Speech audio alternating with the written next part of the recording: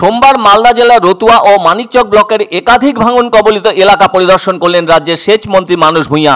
তার সঙ্গে উপস্থিত থেকে তাকে ওই কাজে সঙ্গ দিয়েছেন সেচ দপ্তরের প্রতিমন্ত্রী সাবিনা ইয়াসমিন, রাজ্যসভার সাংসদ মৌসাম বেনজির নূর, জেলা শাসক নিতিন সিংহানিয়া, বিধায়ক সমর মুখার্জি সহ সেচ দপ্তরের আধিকারিকেরা।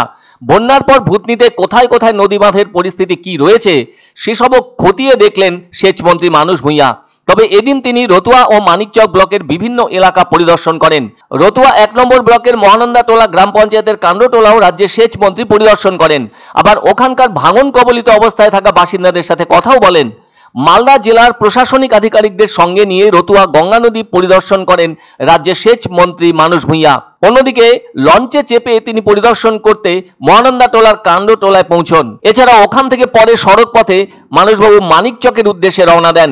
এখানে ভূতনিতে এসে ওখানকার ভাঙন পরিস্থিতি খতিয়ে দেখেন। এদিকে মালদার নদী ভাঙন তো এই রাজ্যের মানুষের অজানা নয়। নদী ভাঙনে কি হয় সেটাও সকলেরই জানা। ভাঙন কবলিত এলাকার বাসিন্দারা মন্ত্রী আসার কথা শুনে আশান্বিত হন।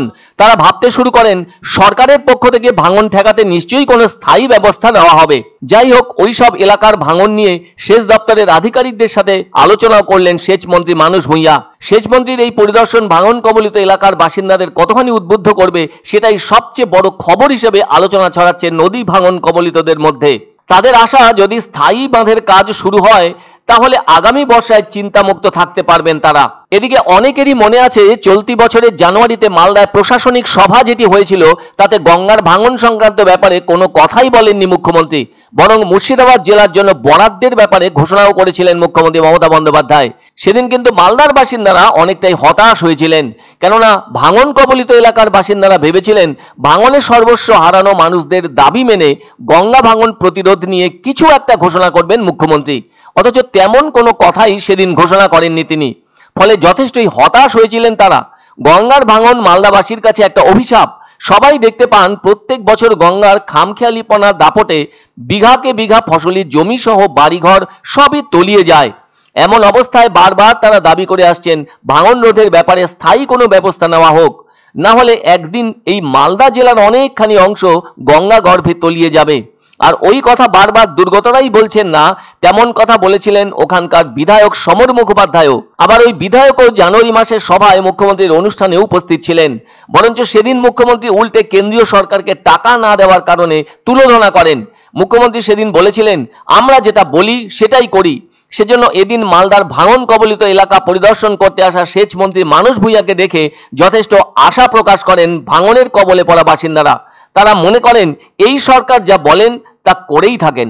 আমাদের মুখ্যমন্ত্রী তিনি বারবার দিল্লি গেছেন, চিঠি দিয়েছেন, প্রধানমন্ত্রীকে বলেছেন যে পশ্চিমবঙ্গে বন্যা নিয়ন্ত্রণ, flood management project, border area development project এবং নদী বাঁধ ভাঙনের অর্থ দিন, সাহায্য করুন। 14 সাল থেকে একটি পয়সাও দেয়। এক অন্য অনুভূতির স্পর্শ পাওয়া যায় রয়কো ব্র্যান্ডের গেঞ্জি ও জাঙ্গিয়ায়। তাই ছোট বড় সবার পছন্দ রয়কো গেঞ্জি ও জাঙ্গিয়া। প্রস্তুতকারক জয়মনি হোশিয়ারি, কলকাতা। আনন্দ সংবাদ, আনন্দ সংবাদ। 30 বছরের নির্ভরযোগ্য প্রতিষ্ঠান ইন্দ্রমণি রাইস মিল। আমাদের কয়েকটি জনপ্রিয় ব্র্যান্ড হলো তাজ, বরলি, খুশি ইত্যাদি। আমাদের ফ্যাক্টরি আউটলেট সিজি ট্রেডিং কোম্পানির দিনবাজার এক্সিস ব্যাংকের পাশে জলপাইগুড়ি।